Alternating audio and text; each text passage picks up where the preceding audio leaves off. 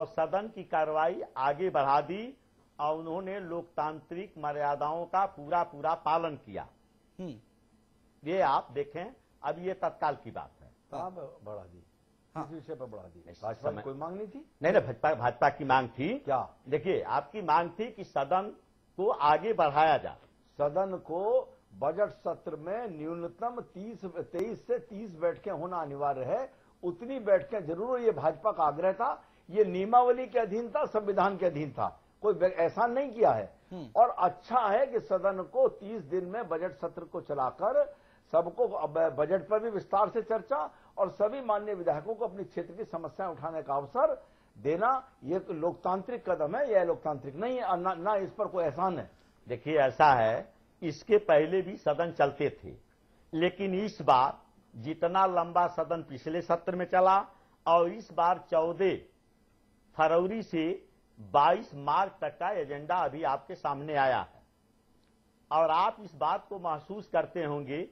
अब संजोग की बात है कि पिछले सदन में न आप थे और न मैं था।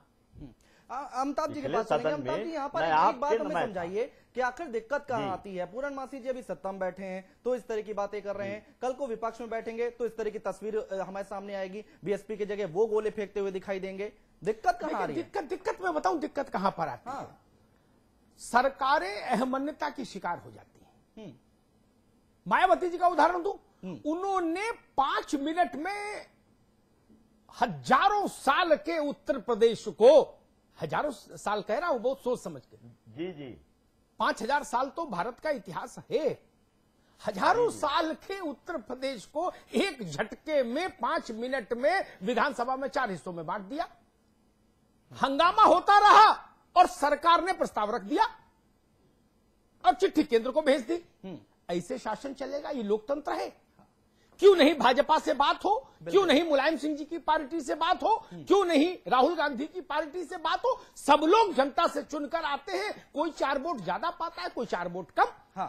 जो जीत के आ गया चुनाव, वो इतिहास पुरुष हो गया, ये सिकंदर हो गया, ये मैं नहीं मानने को तैयार। हो सकता है 70 वोट से जीत के आया हो, तो जिसको 70 वोट कम मिले वो कहीं नहीं, और जिसको 70 ज्यादा मिल गए भाग्य से, राजयोग चल रहा था पत्री में, वो सारे फैसले एक तरफा कर देगा।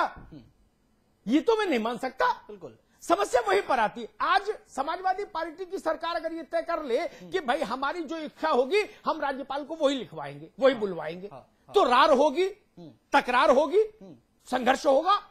और मैं तो हमेशा कहता हूं, चाहे राष्ट्रपति हो और चाहे राज्यपाल हो, या तो इनके अभिभाषण की परंपरा बंद करिए, संविधान में संशोधन करिए। इनका अपमान क्यों करा रहे हैं भाई? सही बात है। ये मूर्तियां क्यों अपमानित होने के लिए सदन में भेजते हैं आप?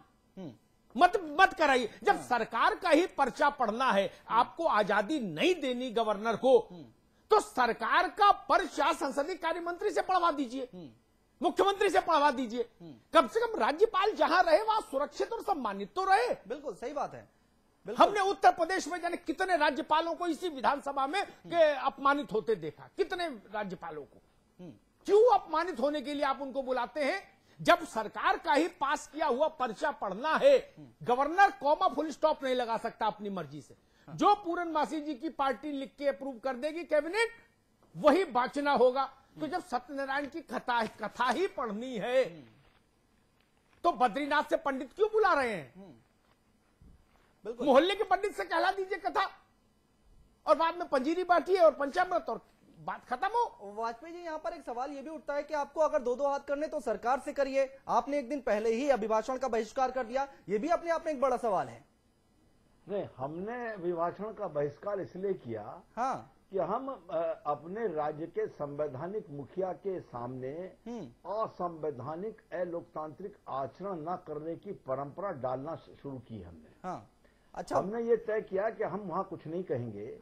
बाद में शाम को 4:30 बजे महामहिम श्री राज्यपाल जी से हमने मिले और मिलकर हमने उनसे आग्रह किया और हमने बताया कि हमने क्यों बहिष्कार किया, और कुंभ की घटना पर हमने उनसे न्यायिक जांच के लिए सरकार पर अपने प्रभाव का उपयोग करने की बात कही। हम उनसे तो अच्छे हैं जो गोले फेंक रहे थे, जो वहां पर अशोभनीय आचरण कर रहे थे। हमने एक लोकतांत्रिक मर्यादा का पालन करने की शुरुआत की है और हम चाहते हैं कि सरकार भी इसमें सकारात्मक पहल करे और माननीय अध्यक्ष जी भी जो उस पीठ पर बैठकर एक परंपरा है कि अध्यक्ष जी की निगाह सत्तारूढ़ दल की तरफ और हाथ जो है विपक्ष की तरफ होना चाहिए संरक्षण प्रदान करने के लिए, उस परंपरा का पालन हो। और जो माननीय अग्निहोत्री जी ने अभी बात कही है कि जो जवाहरलाल नेहरू जी का उदाहरण देकर उपाध्यक्ष का निर्वाचन भी अध्यक्ष के निर्वाचन के 15 दिन के भीतर करने की व्यवस्था की जाए तो सदन में आपसी विश्वास बढ़ने की तरफ हम बढ़ सकेंगे। ये एक बहुत जरूरी कदम है। पूरनवासी जी, यहाँ पर आपको लगता नहीं एक पहल करनी चाहिए, एक सकारात्मक पहल करनी चाहिए सत्ता पक्ष को कि आगे आए और विपक्ष के साथ बात करे, इस तरह की तस्वीरें जो हम दिखा रहे हैं वो ना देखने को मिले? देखिए, ऐसा है, जहां तक माननीय अध्यक्ष जी का सवाल है तो वो सबको समान दृष्टि से देखते हैं और उनके अंदर कहीं कोई पक्षपात की भावना नहीं है। और मैं समझता हूं कि इस तरह के अध्यक्ष पहली बार उत्तर प्रदेश विधानसभा को मिले हैं। वो विपक्ष की बात पहले सुनते हैं। तो विपक्ष फिर भी नहीं मानता? अब मानने के लिए तो आप देख ही रहे हैं कि स्वामी प्रसाद मौर्य जी ने जिस तरह का चरित्र वहां किया, उनके लिए यही बात चरितार्थ होती है कि सुपवा हंसे त हंसे, चलनिया का हंसी जौने में 72 गो छेद। जी, वाजपेयी के जमाने में आपने अभी कहा कि उत्तर प्रदेश को उन्होंने घंटों नहीं मिनटों में 4 भागों में बांट दिया। तो आपने सही कहा कि उनको सबकी बात सुनना चाहिए। तो मौर्य जी अगर इस तरह की बात करते हैं और मौर्य जी को तो संसदीय भाषा का ज्ञान भी नहीं है, क्योंकि झूठ शब्द असंसदीय माना जाता है और वो बार बार झूठ शब्द का इस्तेमाल कर रहे थे। हाँ, वाजपेयी जी यहाँ पर इतने अच्छे अध्यक्ष मिले हैं, पूरनमासी जी कह रहे हैं, क्यों कह रहे हैं विपक्ष की बात सबसे पहले सुनते हैं, फिर भी आप लोग बहिष्कार कर रहे हैं, समझ नहीं आता। मैं इस बात को, अध्यक्ष पीठ की अपनी एक गरिमा है, संवैधानिक आसन है, उसके संबंध में कोई सार्वजनिक टिप्पणी करना उपयुक्त नहीं। लेकिन मैं इतनी बात जरूर कहना चाहूंगा कि यदि जो बात अमिताभ जी आपने शुरू करी है, एक सकारात्मक दृष्टि से हम उस पर विचार करें और एक सुझाव मैं देना चाहता हूं। जी दीजिए। प्रति सप्ताह सोमवार को सदन शुरू होने से पहले माननीय संसदीय कार्य मंत्री, माननीय मुख्यमंत्री जी, माननीय विधानसभा अध्यक्ष और सभी दलों के नेता, यदि जैसे एक विभागीय मीटिंग होती है जिलों में, उसी प्रकार सदन के कार्यकाल में प्रति सप्ताह सोमवार को सुबह 9 से 10 1 घंटा अगर वो लोग आपस में चर्चा करें, पिछले एक सप्ताह में सदन में क्या परिस्थिति थी, क्या हम कर पाए नहीं कर पाए और अगले हफ्ते में हमें क्या नीति रखनी, तो शायद जो बात इस चर्चा के माध्यम से हम निकालना चाहते हैं उसमें हमको सफलता हासिल होगी। मैं आपके माध्यम से ये सार्वजनिक सुझाव सरकार को, माननीय अध्यक्ष जी को और सभी दलों के नेताओं को दे रहा हूं और मैं लिखित तौर पर भी भेजने की कोशिश करूंगा। अमिताभ जी, यहाँ पर आखिर ये जो सुझाव दे रहे हैं लक्ष्मीकांत वाजपेयी जी, लेकिन इसके अलावा हल कुछ निकलता दिखाई दे रहा है क्या? देखिए, मैं कहूं कार्य मंत्रणा समिति की बैठक जिसकी चर्चा लक्ष्मीकांत जी कर रहे हैं, जिसमें संकेत कर रहे हैं, वो भी जरूरी है। लेकिन ये सारे टोटके तब तक बेकार जब तक मन नहीं खुलेगा। अटल जी ने कहीं कहा, लिखा था कि छोटे मन से बड़ा काम नहीं होता। बड़ा मन चाहिए बड़े काम के लिए, वो तो चाहिए होगा। और जब तक सरकारों का मन बड़ा नहीं होगा, जब तक, मैं बार बार एक शब्द का इस्तेमाल करता हूं कि सरकार चलाने का मिला हुआ जनादेश, पूरनमासी जी, सरकार चलाने के लिए मिला हुआ जनादेश किसी शॉपिंग मॉल के बाहर मिला पार्किंग का ठेका नहीं है कि 5 साल जहां चाहे वहां पार्किंग कराएं, चाहे जितने की पर्ची काटें। बिल्कुल नहीं, ये सब्जेक्ट टू क्लियरेंस है जनादेश। जनता की इच्छाओं के अनुरूप चले, सदन की अनुमति से चले, तब ना सरकार है। सरकार बाध्य है सदन की अनुमति से चलने के लिए। लेकिन जब ऐसी हालात हो जाए कि सदन ही नहीं चले, मुझे बताइए उत्तर प्रदेश के सदन में उन सवालों पर कितनी देर चर्चा होती है जो सवाल उत्तर प्रदेश को मथते हैं? भूख, भय, गरीबी, सड़क, नहर, पानी, बिजली, अपराध। सार्थक चर्चा कभी सुनी क्या? मैंने तो नहीं सुनी। इतने वर्षों से रिपोर्टिंग कर रहा हूं। बिल्कुल, मैंने नहीं सुना कि कोई सारगर्भित भाषण निकल के आया हो, कोई वक्ता 30-40 मिनट बोला हो, मंत्रमुग्ध होकर सदन ने सुना हो। नहीं है। ये दंगल का स्थान है क्या? हाँ। सदन ये जनता के दुख और दर्द को साझा करने का स्थान है, ये मंदिर है, यहाँ कसरत हो रही। अमिताभ जी माफी के साथ रोकना चाहेंगे। स्वामी प्रसाद मौर्य जी इस वक्त जुड़ चुके हैं। स्वामी प्रसाद मौर्य जी, स्वागत है आपका समाचार प्लस पर। थैंक यू जी। मौर्य जी, यहाँ पर जो तस्वीर आज देखने को मिली आपकी पार्टी की तरफ से सदन में, चारों तरफ से आलोचनाएं हो रही हैं, जायज कोई ठहरा नहीं रहा इस बात को। ये जी कहिए। आलोचना वाजिब नहीं है। ये हमारा केवल इनको विरोध दिखाई पड़ रहा है। हाँ। उस विरोध के माध्यम से जो हमने उत्तर प्रदेश की ज्वलंत समस्याओं को उद्धृत किया है, विभिन्न स्लोगनों के माध्यम से विभिन्न समस्याओं को मैंने प्रस्तुत किया है। हाँ। और महामहिम राज्यपाल जी संवैधानिक मुखिया हैं। उन्हीं मुखिया के ऊपर आपने गोले फेंक दिए कागज के? नहीं, महामहिम राज्यपाल जी संवैधानिक मुखिया हैं। हाँ। उनके संज्ञान में इन समस्याओं को अगर इस मौके पर नहीं लाएंगे तो कब लाएंगे? इसलिए हमने अपना उत्तरदायित्व निभाया। विपक्ष का जो एक उत्तरदायित्व है कि उत्तर प्रदेश की ज्वलंत समस्याओं को महामहिम राज्यपाल जी के संज्ञान में लाना, वो मैंने लाया है। स्वामी प्रसाद जी,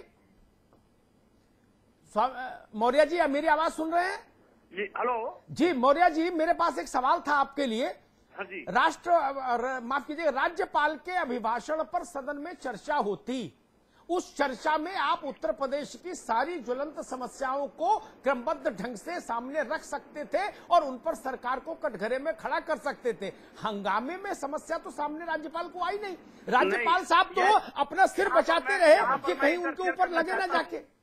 यहाँ पर मैं आपको इंटरफियर करना चाहता हूँ जी। महामहिम राज्यपाल जी के चर्चा के लिए समय निश्चित है और उस पर लगातार 19 तारीख से 4 दिन का लगभग लगातार चर्चा है, 5 दिन का। तो उन 4-5 दिन के चर्चा के दौरान महामहिम राज्यपाल के अभिभाषण में जो भी बिंदु हैं, जिसको महामहिम राज्यपाल जी ने पढ़ा और माननीय अध्यक्ष जी ने उसका अभिभाषण किया, उन सारे मुद्दों पर विस्तार से चर्चा होगी। 1 दिन नहीं होगी, 5 दिन लगातार होगी और 5 दिन इन सारी समस्याओं पर हम सरकार को घेरेंगे भी और साथ ही साथ इन समस्याओं के निदान के लिए सरकार को मजबूर भी करेंगे। तो मौर्य जी, आज हंगामा की जरूरत क्या थी? यही तो मैं पूछ रहा हूँ। जब 5 दिन बहस होनी थी तो आज हंगामा क्यों? विपक्ष, ये आज ही विपक्ष को ऐसा अवसर था कि महामहिम राज्यपाल जी के संज्ञान में लाने के लिए इससे बेहतर कोई अवसर नहीं था। नहीं, विधानसभा की कार्रवाई में जो दर्द हो जाता वो भी राज्यपाल के संज्ञान में आ जाता। वो महामहिम राज्यपाल जी का जो भी अभिभाषण है वो कार्रवाई का अंग हो गया है। ये हमेशा परंपरा रही है। महामहिम राज्यपाल शुरुआत का एक वाक्य और अंतिम का एक वाक्य पढ़ते हैं, वही परंपरा उन्होंने आज भी निभाया है। और विपक्ष की जो अपनी भूमिका है, विपक्ष ने अपनी भूमिका निभाई है। आलोचना करने वाले जो हकीकत को नहीं जानते, 4 दिन जो इसके मुकर्रर है चर्चा के, जो जिनको ये संज्ञान में नहीं है वही उंगली उठा सकते हैं और जिनको ये संज्ञान में है। मौर्य जी, लक्ष्मीकांत वाजपेयी जी कुछ पूछना चाह रहे हैं आपसे, कुछ कहना चाह रहे हैं। मौर्य जी, ये सबके संज्ञान में है कि राज्यपाल के अभिभाषण पर 4 दिन की चर्चा होती है। मैं आपसे जानकारी चाहता हूं कि आपके संज्ञान में ये नहीं है कि प्रतिदिन की विधानसभा की कार्रवाई महामहिम श्री राज्यपाल के धन्यवाद प्रस्ताव के ऊपर जो बहस होती है उसमें जाती है राज्यपाल जी के पास, वो उसे देखते हैं और फिर राज्यपाल के प्रति पारित धन्यवाद प्रस्ताव को लेकर माननीय अध्यक्ष जी राज्यपाल जी के पास जाते हैं, उसको देकर आते हैं, वो अवगत हो जाते सारी बात से।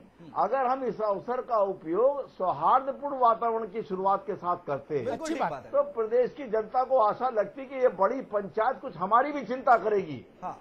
और आपने कुंभ के जिस सवाल को आज प्रमुखता से उठाने का साहस किया है, 4 दिन से आपके मुंह में दही जम रहा था कि मायावती जी से लेकर आपका वार्ड अध्यक्ष ने बोला कुंभ की घटना पर। जी क्या कहना चाह रहे हैं? और आज आप बोल रहे थे, किस मुंह से बोल रहे थे आपको?